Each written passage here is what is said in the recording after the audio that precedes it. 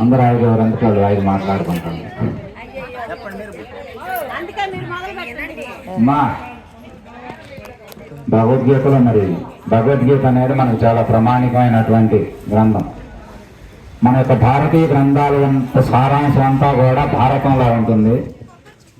మహాభారత 1700 శ్లోకాల సారం పిండితే భగవద్గీత 700 శ్లోకాల్లో మనకి భగవంతుడు అందించడం జరిగినది.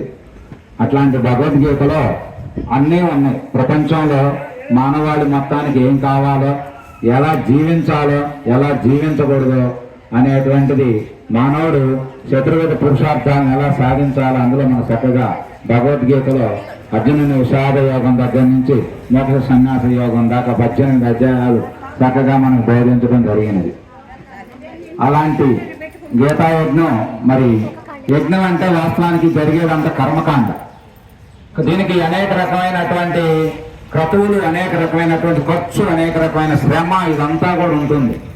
కానీ భగవద్గీత ప్రకారం ఏమిటంటే జ్ఞానం ద్వారా మాత్రం అన్ని కర్మలు కూడా దగ్ధమైతాయా, జ్ఞానం పొందాలనేది మనకి భగవద్గీత యొక్క సారాంశం ఏమిటంటే ఆధ్యాత్మ జ్ఞాన నిత్యత్వం, తత్వజ్ఞానార్థ దర్శనం. ఈ అరశ్లోకం ఇది పొందాలి మానవుడు. అంటే ఆధ్యాత్మిక సాధనల ద్వారా ఆత్మ జ్ఞానాన్ని పొందాలంటే తత్వ విచారణ చేయాలయా. ఇప్పుడుదాకా ఆయన చెప్పారు నువ్వెవరు నేనెవరు అని. ఆ నేను నువ్వు ఎవరు అనేది తెలియాలంటే అవన్నీ తెలుసుకోవాలా. అలా తెలుసుకోవటం కోసమే డైరెక్ట్గా మాట రూపంలో చెప్తే అర్థం కాదు. అందుకని కర్మ రూపం ద్వారా చూపించటం కోసం గీతకు ఒక శ్లోకాన్ని చదువుతూ ఆ శ్లోకంలో ఉన్నటువంటి వాస్తవానికి, ఎందుకంటే అది చాలా ఫాస్ట్గా పోతా ఉంది. అలా కాదు, ఇంకా బాగా స్లోగా నిదానంగా చదువుకుంటా తాత్పర్యాలు చెప్పుకుంటా గురువు గారు మీకు నిదానంగా వివరించగలిగితే మనం ఎక్కువ అధ్యాయం అంటే మనకు సమయం తక్కువ ఉంటుంది. ఇక్కడ అవసరాలు ఇచ్చే మనం అక్షం శ్లోకాల్లో పోతాం. కానీ వాటి తెలుగు తాత్పర్యాలతో మనం తీసుకుంటూ పోతా ఉంటే వాటి అర్థాలు భావం, ఎందుకంటే మనం అది మనకు అర్థం కాకపోయినా ఆ యొక్క సంస్కృతం, ఆ మహానుభావుడు వేదవ్యాస మహర్షి శ్రీకృష్ణుని ముఖపద్మం నుంచి జాలువారినటువంటి ఇవన్నీ ఆ వాక్యాలన్నీ కూడా అక్షరబద్ధం చేయడం జరిగింది. అవి మనకి ఏం అర్థం కాకపోయినా వింటున్నా కూడా మన లోపల ఉన్నటువంటి భావ చైతన్యం అనేది కదలికలు వస్తాయి.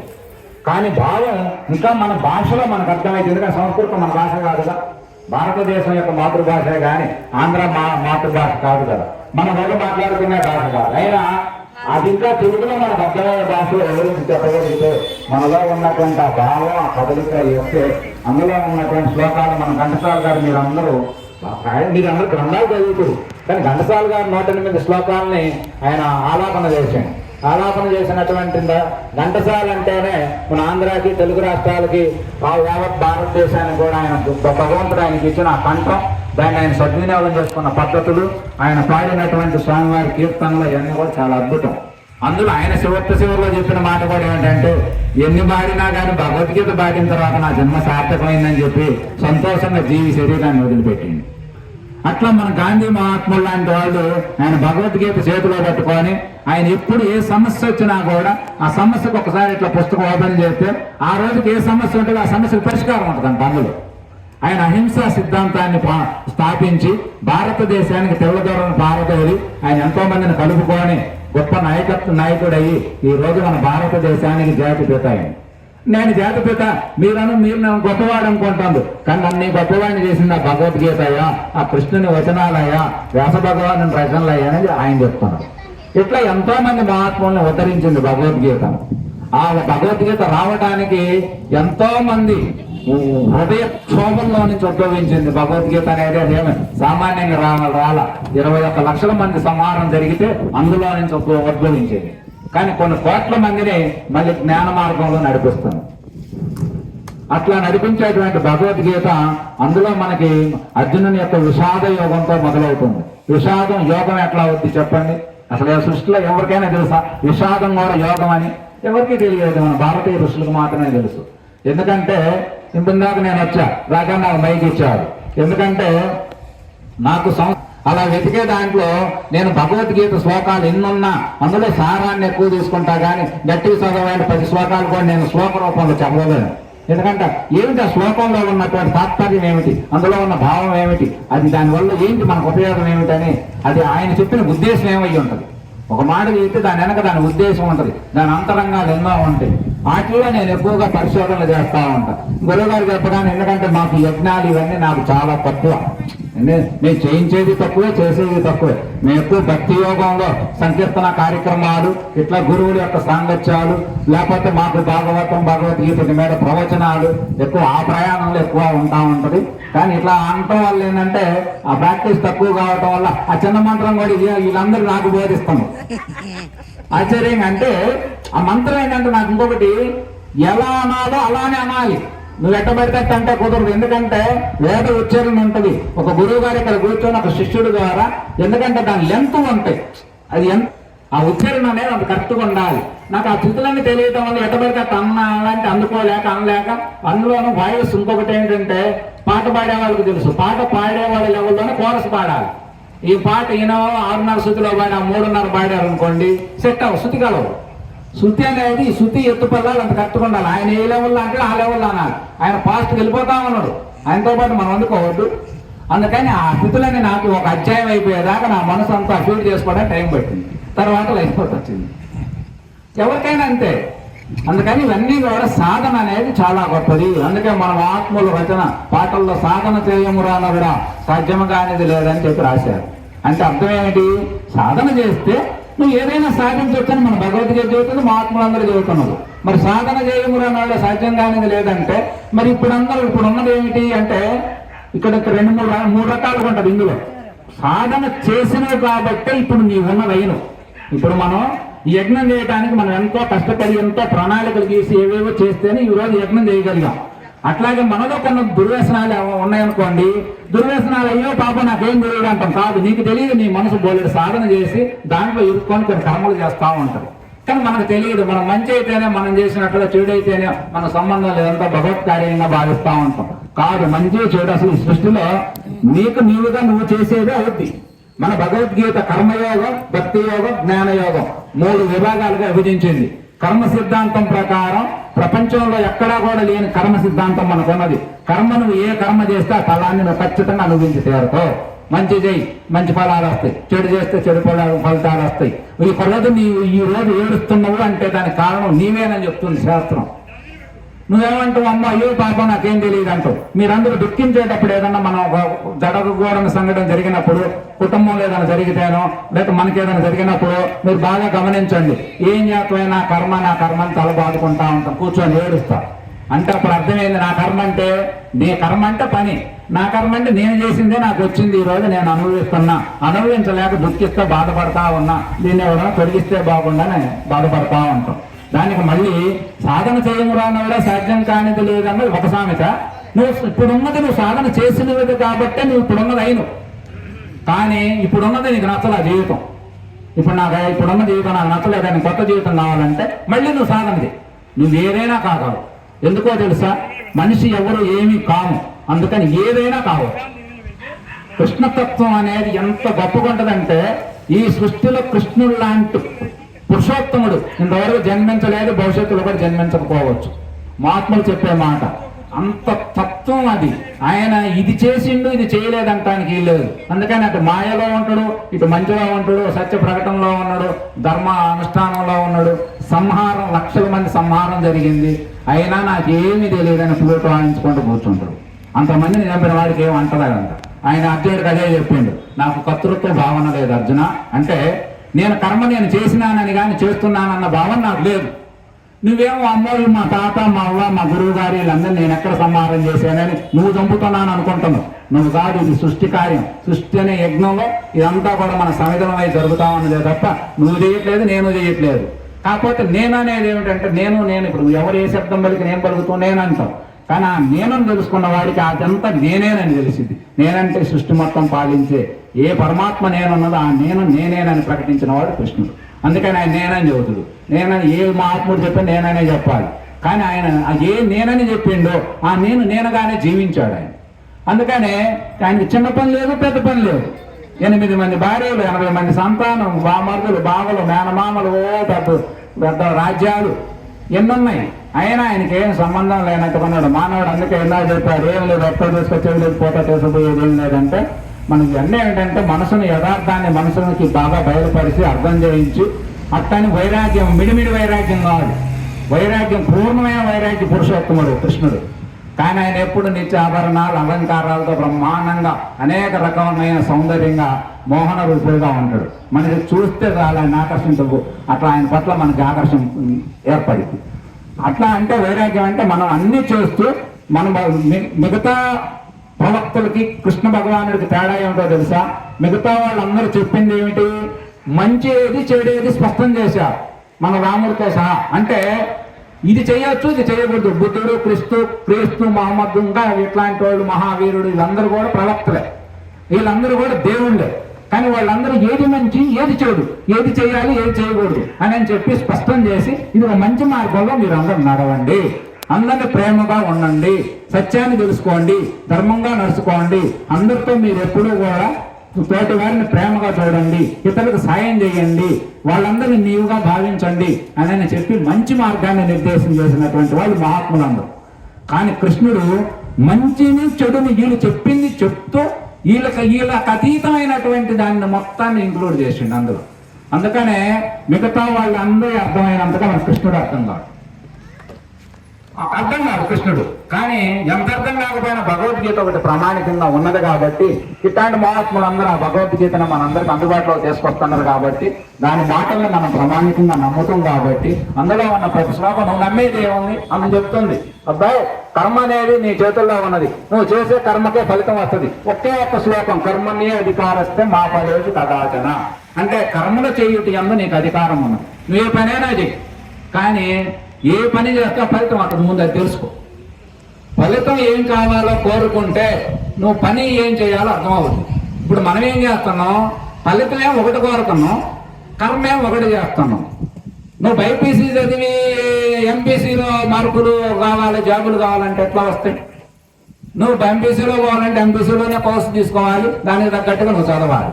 ఇట్లా కాకుండా నువ్వు విభాగాలు ఉంటాయి. నువ్వు ఫలాలు ఏం కావాలో కోరుకుంటుంటే నీ ఫలం అసలు మనకి ఏం కావాలో తెలియకపోవడం వల్ల మనం ఏం చేస్తాం? పని ఒకటి చేస్తాం, ఫలితం ఒకటి ఆశిస్తాం.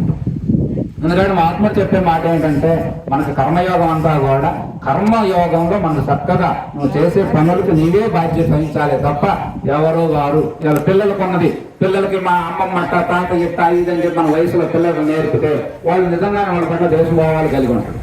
ఇరుగోళ్ళకి పొరుగోళ్ళకి ఎవరికి పెట్టబాకని పిసినార్థంగా నేర్పితే రేపు పొద్దున్న నీకు కూడా పెడతాడా? పెట్టడు. ఎందుకని? వాడికి త్యాగపూరితమైనటువంటి మనస్తత్వాలు, సమతా భావనలు, మంచి విషయాలు, బంధు ప్రీతి, ఇట్లా రక్త సంబంధాలు, దేశభక్తి, ఇవన్నీ మనం నేర్పాలి పిల్లలకి. నేర్పితే వాడు రేపు వివేకానందలాగా వెలుగొందుతాడు. అట్లా వెలుగొందాలంటే అందుకని మనం చెప్పినదే మనం చేసినదే వస్తుందని కర్మ సిద్ధాంతం చెప్తా ఉన్నాం. అందులో భక్తి అనేది నువ్వు ఎన్ని కర్మలైనా అది ఏమైనా అది అవన్నీ నీకు అంటుకుంటా ఉంటాయా? భక్తి అనేది నీకున్నదనుకో, భక్తి అనే యజ్ఞంలో నీ కర్మలన్నీ అందులో దాని ద్వారా నాకేం తెలియదు అంతా దైవం చేయిస్తుంది. అంటే కర్మకేమో నీవు బాధ్యత ఇస్తున్నట్లుగా ఉంటావు, భక్తికేమో భగవంతుడి బాధ్యత, అంటే ఆయన నడిపిస్తున్నట్టే మనం నడుస్తున్నట్టుగా. అంటే ఇది ద్వైతం, అది విశిష్ట ద్వైతం. అంటే భగవంతుడు ఒకడు అన్నాడు, ఆయన చేపిస్తున్నాడు, ఆయన కింద మేము దాసులుగా ఉన్నాం, సేవకులుగా ఉన్నాం, ఆయనకు ప్రతినిధులుగా ఉన్నాం, ఈ యొక్క సంస్కృతి సాంప్రదాయాన్ని పరిరక్షించడంలో నాయకత్వం ఇస్తున్నా అనేది అంతవరకే ఉంటాం మనం. ఇక జ్ఞానంలో పోయినా అంటే ఆయన లేడు నువ్వు లేడు, ఉన్నది ఒకటే, నువ్వా ఆయన, ఆయనే నువ్వు, ఆయనే నువ్వు, నువ్వే ఆయనగా మారింది. అలాంటి అద్వైత జ్ఞానాన్ని బోధించి మనకు భగవద్గీత బ్రహ్మాండంగా జ్ఞానంతో సర్వ కర్మలు పాపాలు మొత్తం జ్ఞానం అనే అగ్నిలో దగ్ధమైపోతాయి అని చెప్పి శంకరాచార్య చెప్పిన మాట కూడా భగవద్గీత సారాంశం అంతా కూడా ఆయన చెప్పినటువంటి మాట ఏంటంటే జ్ఞానం ద్వారా కర్మలన్నీ కూడా దగ్ధమైపోతాయా? జ్ఞానాదేవత కైవల్యం. జ్ఞానం వల్ల ఇప్పుడు మనం ఆరత కర్పూరం ఉన్నది, కర్పూరం మీ అందరికి చూస్తూనే ఉన్నాం రోజు. ఆ కర్పూరం కనుక కరుగుతూ ఉంటుంది, కరిగైపోయింది కర్పూరం ఉండదు, అగ్నిలో కలిసిపోతుంది, అవును కదా? అలాగే మన కర్మలు, నువ్వు పాపాలది పుణ్యాలది, నువ్వే ఎంత దుర్మార్గమైన పనులైనా అది మన ఆత్మలు చెప్పే మాట. మనకి ఇంకా పరలోకాలు ఆలోకాలు ఈ లోకాలు కాదు, ఈ లోకంలోనే నువ్వు జ్ఞానం ద్వారా ఇవేమి నాకు సంబంధం ఇదంతా కూడా ఆ యొక్క కృష్ణ పరమాత్మ యొక్క లీలలో అని నువ్వు గుర్తించగలిగితే మొత్తం కూడా కర్మలు దగ్గరైపోతాయి, నువ్వు పాప పుణ్యాలకి విముక్తులు అవుతుందని చెప్పి ఆ విముక్తులు పొందటమే ముక్తి. అలాంటి ముక్తి మార్గాన్ని మనకు భగవద్గీత అందించినట్లుగా కృష్ణ భగవానుని ముఖపద్మం ద్వారా జాలువారిన భగవద్గీత అనేది మనకు అంత గొప్ప గీత అన్నమాట. అట్లాంటి గీత అర్థం కావటం కోసం కొంతమంది మహాత్ములు బోధల రూపంలో చెప్పేది ఒక పద్ధతి, దానిని కూర్చొని శ్లోకాల రూపంలో వివరించేది ఇంకొక పద్ధతి.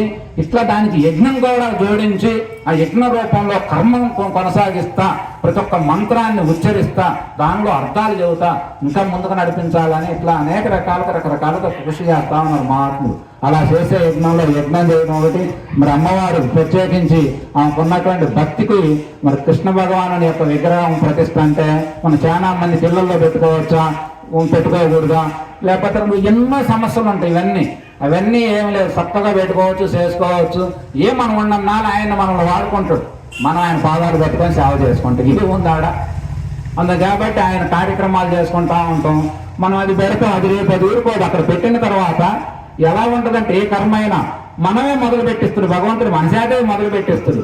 మొదలు పెట్టించి కొన్నాళ్ళు చేసిన తర్వాత మనకి కొంత మనసు విముఖత చెంది విసుగు చెందినా, లేకపోతే మనం లేకపోయినా ఆ పెట్టిన దానికి ప్రాణం వస్తుంది, అది ఊరుకోదు. అది కదిలించి మళ్ళీ మొత్తం ఇక్కడ ఒక ఆలయంలాగా నిర్మాణం చేపిస్తుంది. చాలా విచిత్రంగా ఉంటుంది. అట్లా ఉంటాయి అన్నమాట కార్యక్రమాలు. దైవిక వాతావరణం అంతా కూడా అట్లా పట్టుకుంటే కాబట్టి ఆ స్వామి యొక్క కృష్ణుని పొద్దున్నే లేదని ముఖం చూసినా చాలమ్మా, నిజంగా పాపాలు పోతాయి అంటే పోతాయి. ఎందుకంటే అది సంపూర్ణ జ్ఞాన స్వరూపం. రాముడు ధర్మానికి ప్రతినిధి, కృష్ణుడు జ్ఞానానికి ప్రతినిధి.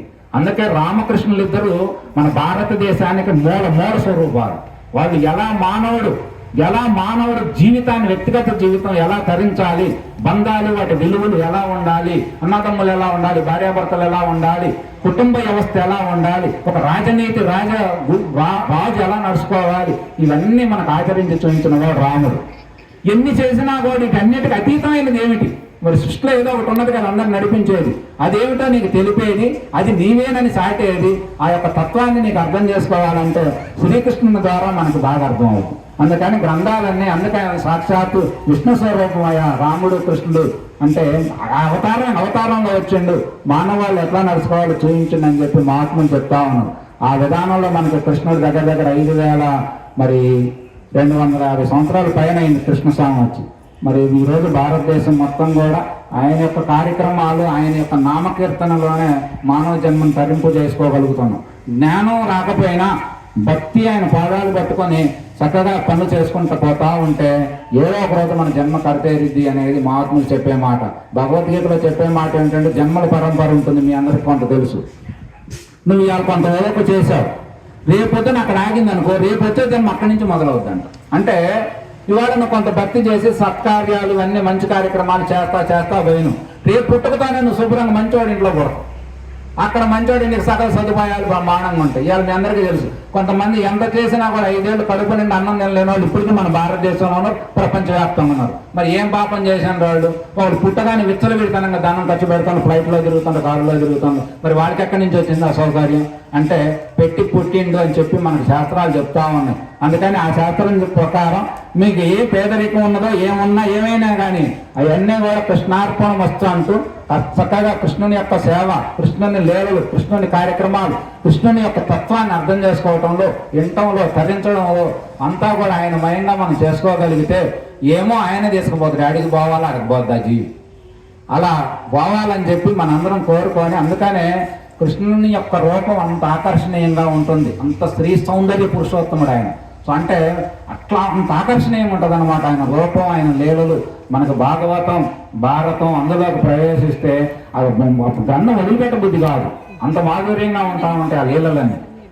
అట్లా సత్యానుష్ఠానం అంతే ఉంటుంది. నీకు ఎవరికి ఏ జిజ్ఞాస. అందుకే భారతం ఎన్ని రకాలుగా ఉంటుందంటే ఎవరికి ఏం కావాలో అందులో అన్నీ ఉంటాయి. అట్లాంటి భారతంలో మరి బ్రహ్మాండంగా పాండవులకి ధర్మపరులైనటువంటి పాండవులకు అండగా ఉండి కురుక్షేత్రంలో చక్కగా మరి వారిని వాస్తవానికి ఆ పక్కున్నటువంటి తిమింగులాలు వాళ్ళు మామూలు కాదు. భీష్మాచార్యులు, మరి కృపాచార్యులు, ద్రోణాచార్యులు వాళ్ళందరూ మనకి జనమేజయుడు భారతం చెప్పమని అడిగేటప్పుడు సుఖమహర్షిని అడుగుతుడు. మహర్షి వాళ్ళందరూ తిమింగలాలు, అట్లాంటి వాళ్ళని కృష్ణుడనే నావ ద్వారా మా తాతలు ఎట్లా ఈ యొక్క సముద్రాన్ని దాటగలిగారయా,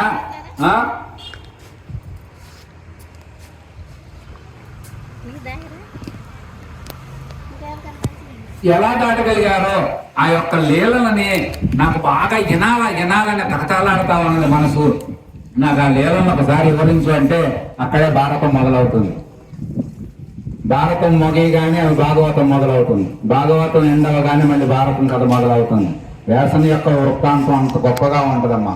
అట్లాంటి వ్యాస పౌర్ణం రేపు మనకి 29 రేపు వచ్చే పౌర్ణం వ్యాస పౌర్ణం. మనకి ఏంటంటే గురు పౌర్ణం అనగానే ఈ మధ్య గత ఒక 15-20 సంవత్సరాలుగా బాగా గురు పౌర్ణం అనగానే మనకేదో సాయిబాబా పౌర్ణం లాగా అయింది. అంటే సాయిబాబా మనకు తక్కువ లేకపోతే ఎక్కువ అది కాదు. సాయిబాబా మహిమాన్వితమేలుగా వచ్చినటువంటి వాడు. కానీ వ్యాసుడు అనుష్ఠానమూర్తి.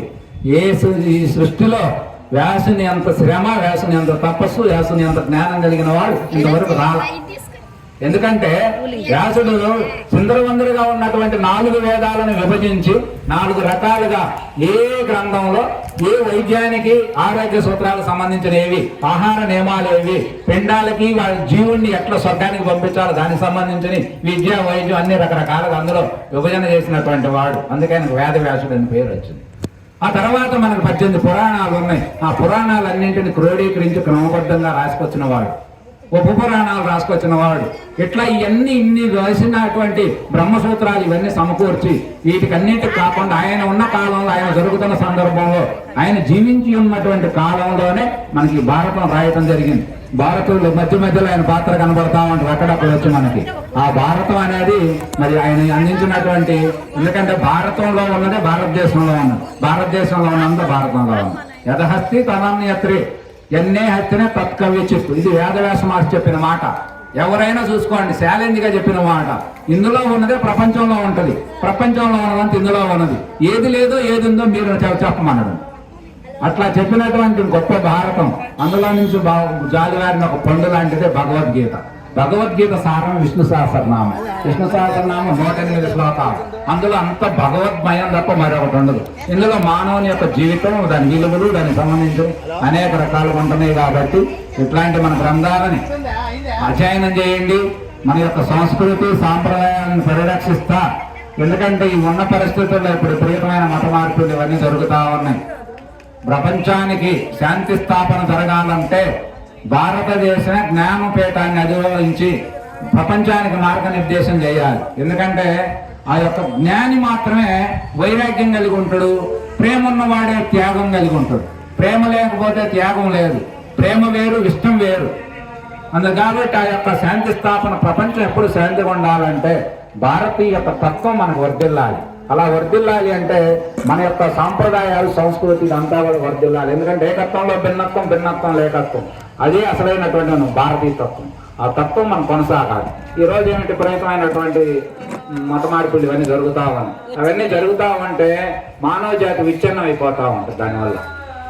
కాబట్టి ఆ విధానంలో మనం చాలా జాగ్రత్తగా ఉండాలంటే మనందరం కూడా కలిసికట్టుగా కృషి చేయాలి. కృషి చేసి రానున్న తరాలకి మన మంచి సాంప్రదాయాన్ని అందించాలంటే మన జ్ఞానం, మన త్యాగం ప్రజలకు ఆదర్శం కావాలి. నేను చెప్పే మాట కంటే నేను నడిచే నా అడుగులే అసలైనటువంటి ఆదర్శం. అది నేను సంపూర్ణంగా నమ్మిన వాడిని. కాబట్టి మాటలు కాదు, చేతల ద్వారా మనం కొనసాగాలి. అందుకని యజ్ఞంలో పాల్గొన్న మీ అందరికి కూడా ఆ యొక్క కృష్ణుని యొక్క ఆశీస్సులు, వేదవ్యాస భగవాను యొక్క అనుగ్రహం, మరి విష్ణుమూర్తి యొక్క ఆశీస్సులు మీరు అందరూ కూడా పొందాలని కోరుకుంటూ మళ్ళీ రేపు కార్యక్రమం గురువుగారు నిర్దేశించిన సమయానికి అందరం పాల్గొన్నామండి. అవకాశం ఉంటే రేపు మళ్ళీ 4 మాటలు, ఆ తర్వాత స్వామి యొక్క ప్రతిష్టామూర్తిగా చేసుకొని చక్కగా నమస్కారం పెట్టుకొని ఆయన మనం హృదయంలో నిలుపుకొని, ఆయన నువ్వు తప్ప నాకు దిక్కు లేదని ఆయన పాదాలు పట్టుకుంటే ఆయన పాండవుల్ని రక్షించిండు, విజయాన్ని సమకూర్చిండు, ద్రౌపది మాన ప్రాణాలను కాపాడిండు, మనం రక్షించలేడా? ఏడున్నాడు ఒక కృష్ణ ఆయన అరుపరిచిందమ్మ ద్రౌపది మాత. దెబ్బకొచ్చిండు వాడి భుజను అలసిపోయేదా భుజన ఆ తీర పొంగులు దాంట్లో. అందుకని అట్లాంటి కృష్ణుడు ఎక్కడ ఆయన అంతటా ఉన్నవాడు, అందరిలో ఉన్నవాడు, అన్నిటికి అతీతంగా ఉన్నవాడు, ఏదైనా చేయగలిగిన వాడు, ఏమీ చేయనట్టుగా నెలకొని ఉండేవాడు. చాలా తత్వం చాలా లోతుగా ఉండదు. ఎంత అర్థం చేసుకుని అర్థం కాదు. అందుకని అట్లాంటి తత్వాన్ని మనం అందరూ కూడా అర్థం చేసుకుని ఆ జ్ఞానం, ఈ గీత జ్ఞాన యజ్ఞం మీ అందరూ హృదయాల్లో యజ్ఞం జ్ఞానంగా మారాలని భగవంతుని ప్రార్థిస్తూ అది ఓం తత్వ సర్వం కృష్ణార్పణమస్తు.